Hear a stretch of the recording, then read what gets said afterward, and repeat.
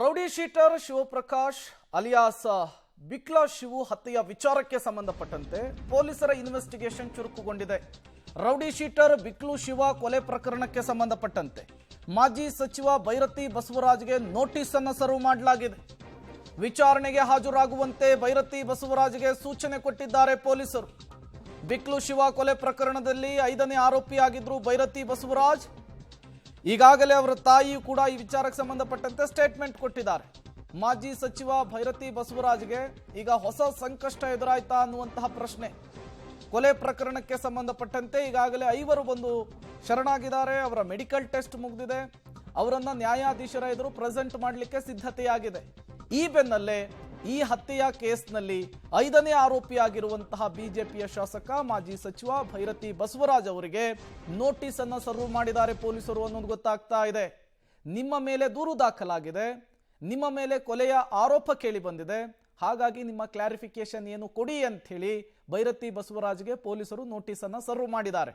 ಭೈರತಿ ಬಸವರಾಜ್ ಅವರು ಯಾವಾಗ ವಿಚಾರಣೆಗೆ ಹಾಜರಾಗ್ತಾರೆ, ವಿಚಾರಣೆಯ ನಂತರ ಏನೆಲ್ಲ ಬೆಳವಣಿಗೆಗಳಾಗುತ್ತೆ, ಅದು ಈಗಿರುವಂತಹ ಕುತೂಹಲ.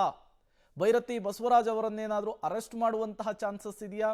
ಭೈರತಿ ಬಸವರಾಜ್ ಅವರು ಈ ಹತ್ಯೆಯಲ್ಲಿ ಭಾಗಿಯಾಗಿದ್ದಾರೆ ಅನ್ನೋದಕ್ಕೆ ಏನಾದರೂ ಎವಿಡೆನ್ಸ್ಗಳು ಸಿಕ್ಕಿದಾವ? ಹಾಗಾಗಿಯೇ ನೋಟಿಸ್ ಅನ್ನು ಸರ್ವ್ ಮಾಡಲಿಕ್ಕೆ ಮುಂದಾದ್ರ ಪೊಲೀಸರು. ಈ ರೀತಿ 10 ಹಲವು ಪ್ರಕರಣಗಳು ಈ ಬೆಳವಣಿಗೆಗಳಿಂದ ಸಹಜವಾಗಿಯೇ ಮುನ್ನೆಲೆಗೆ ಬರ್ತಾ ಇರುವಂತಹದ್ದು. ಈ ಎಲ್ಲ ಬೆಳವಣಿಗೆಗಳ ನಡುವೆ ಈಗ ವಿಚಾರಣೆಗೆ ಹಾಜರಾಗಿ ಅಂತ ಹೇಳಿ ಬಿಜೆಪಿಯ ಶಾಸಕ ಮಾಜಿ ಸಚಿವ ಭೈರತಿ ಬಸವರಾಜ್ಗೆ ನೋಟಿಸ್ ಅನ್ನು ಸರ್ವ್ ಮಾಡಲಾಗಿದೆ. ಜಮೀನು ವ್ಯಾಜ್ಯಕ್ಕೆ rowdy sheeter Shivaprakash alias Bikla Shiva ಹತ್ಯೆ ಆಗಿದೆ ಅನ್ನುವಂತಹ ವಿಚಾರ ಈಗಾಗಲೇ ಪೊಲೀಸರು 2 ವಿಶೇಷ ತಂಡಗಳನ್ನು ರಚಿಸಿಕೊಂಡು ಇನ್ವೆಸ್ಟಿಗೇಷನ್ ಅನ್ನು ಕೂಡ ನಡೆಸ್ತಾ ಇದ್ದಾರೆ. ನಿಜಕ್ಕೂ ಕೂಡ ಜಮೀನಿನ ವ್ಯಾಜ್ಯಕ್ಕೆ ಆಗಿರುವಂತಹ ಹತ್ಯೆನಾ ಅಥವಾ ಇದರ ಹಿಂದೆ ರಾಜಕೀಯ ಕಾರಣ ಇದೆಯಾ, ಹಣದ ವ್ಯವಹಾರ ಏನಾದರೂ ಇದೆಯಾ? ಈ ರೀತಿಯ 10 ಹಲವು ಆಯಾಮದಲ್ಲೂ ಕೂಡ ತನಿಖೆ ಆಗ್ತಾ ಇದೆ. ಈಗಾಗಲೇ 5 ನಾವೇ ಕೊಲೆ ಮಾಡಿದ್ದು ಅಂತ ಹೇಳಿ ಪೊಲೀಸರಿಗೆ ಶರಣಾಗಿದ್ದಾರೆ. ಇದರ ನಡುವೆ ಭೈರತಿ ಬಸವರಾಜ್ ಅವರಿಗೆ ನೋಟಿಸ್ ಸರ್ವ್ ಆಗಿದೆ. ಯಾವತ್ತು ವಿಚಾರಣೆಗೆ ಹಾಜರಾಗ್ತಾರೆ, ವಿಚಾರಣೆಯ ನಂತರ ಏನೆಲ್ಲ ಬೆಳವಣಿಗೆಗಳಾಗುತ್ತೆ ಅನ್ನೋದನ್ನ ಕಾದ್ ನೋಡ್ಬೇಕಿದೆ.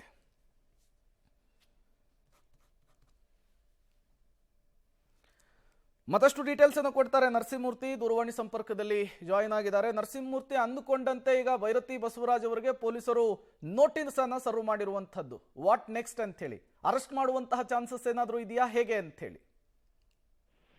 ಬ್ರೇಮ್, ಭಾರತೀನಗರ ಪೊಲೀಸ್ ಠಾಣೆಯಲ್ಲಿ ದಾಖಲಾಗಿದ್ದ ಕ್ರೈಮ್ ನಂಬರ್ 73/2025 ಪ್ರಕರಣ ಸಂಬಂಧ ಇದೀಗ ಮಾಜಿ ಸಚಿವ ಭೈರತಿ ಬಸವರಾಜ್ಗೆ ಪೊಲೀಸರು ನೋಟಿಸ್ ಅನ್ನ ಜಾರಿ ಮಾಡಿದ್ದಾರೆ.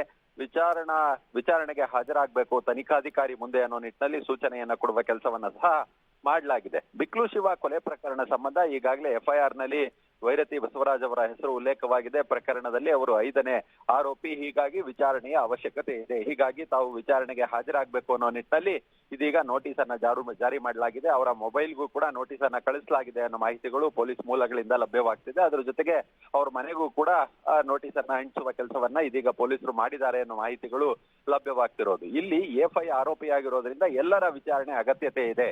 ಯಾರ ರೋಲ್ ಏನು ಅನ್ನೋದು ಗೊತ್ತಾಗಬೇಕಿದೆ. ಇಲ್ಲಿ ಪ್ರಕರಣದಲ್ಲಿ A1 ಆರೋಪಿಯಾಗಿದ್ದಂತಹ ಜಗ್ಗ ಏನಿದ್ದಾನೆ, ಆತ ತಲೆಮರೆಸ್ಕೊಂಡಿದ್ದಾನೆ. ಆತ ಮತ್ತೆ ಈ ಶಾಸಕರ ನಡುವಿನ ಒಡನಾಟ ಏನು, ಇಲ್ಲಿ ಬಿಕ್ಲು ಶಿವನ ಕೊಲೆ ಪ್ರಕರಣ ಸಂಬಂಧ ಈ ಇಬ್ಬರ ನಡುವೆ ಯಾವುದಾದ್ರೂ ಮಾತುಕತೆಗಳು ನಡೆದಿದ್ದ, ಯಾರು ಸುಪಾರಿ ಕೊಟ್ಟಂತವ್ರು, ಈ ಎಲ್ಲಾ ವಿಚಾರಗಳು ಪೊಲೀಸರ ತನಿಖೆಯಿಂದ ಹೊರಬರಬೇಕಿದೆ. ಹೀಗಾಗಿಯೇ ಇದೀಗ ನೋಟಿಸ್ ಅನ್ನ ಜಾರಿ ಮಾಡುವ ಕೆಲಸವನ್ನ ಪೊಲೀಸರು ಮಾಡಿರೋದು.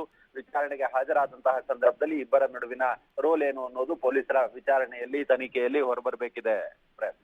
ಓಕೆ, ಥ್ಯಾಂಕ್ ಯು ನರಸಿಂಹಮೂರ್ತಿ ತಮ್ಮೆಲ್ಲ ಮಾಹಿತಿಗಾಗಿ. ರೌಡಿ ಶೀಟರ್ ಬಿಕ್ಲು ಶಿವ ಕೊಲೆ ಪ್ರಕರಣಕ್ಕೆ ಸಂಬಂಧಪಟ್ಟಂತೆ ಮಾಜಿ ಸಚಿವ ಭೈರತಿ ಬಸವರಾಜ್ಗೆ ಈಗ ಹೊಸ ಸಂಕಷ್ಟ ಶುರುವಾಗಿದೆ. ಪೊಲೀಸರು ಮೊಬೈಲ್ಗೂ ಕೂಡ ನೋಟಿಸ್ ಅನ್ನು ಸರ್ವ್ ಮಾಡಿದ್ದಾರೆ. ತತ್ಕ್ಷಣಕ್ಕೆ ತನಿಖಾಧಿಕಾರಿಗಳ ಮುಂದೆ ಹಾಜರಾಗಿ ವಿಚಾರಣೆಯನ್ನ ಫೇಸ್ ಮಾಡಿ ಅಂತೇಳಿ, ವಿಚಾರಣೆಯ ನಂತರ ಏನೆಲ್ಲ ಬೆಳವಣಿಗೆಗಳಾಗುತ್ತೆ ಅನ್ನೋದನ್ನ ಕಾದು ನೋಡಬೇಕಿದೆ. ಈಗಾಗಲೇ ಭೈರತಿ ಬಸವರಾಜು ಅವರ ಆಪ್ತ ಅಂತೇಳಿ ಗುರುತಿಸಿಕೊಂಡಿರುವ ಜಗ್ಗ ಅಲಿಯಾಸ್ ಜಗದೀಶ ಈ ಪ್ರಕರಣದಲ್ಲಿ A1 ಆರೋಪಿಯಾಗಿರುವಂಥದ್ದು.